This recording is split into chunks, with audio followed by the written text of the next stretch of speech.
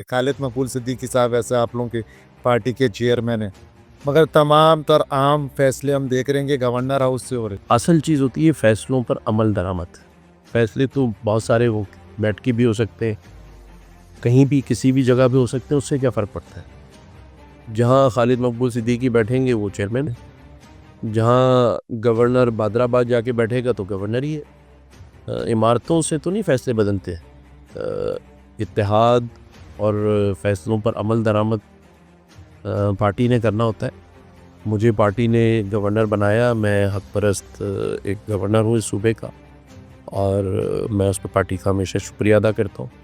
Governor بننے کے بعد جو میں نے کام کیے ہیں وہ عوام کے بھی سامنے ہیں، میڈیا کے بھی سامنے ہیں، اور اس میں نے آپ کو کلیئر بتایا کہ ہمارا جو طریقہ کار ہے گورنر ہاؤس کا وہ عوام الناس کی خدمت کرنا ہے، بغیر نسلوں جو کہ مثال دیتے ہیں رنگ و نسل، بغیر کسی کے مذہب کے، بغیر کسی قومیت کے، وہ ہم نے جاری و ساری رکھا ہوا ہے۔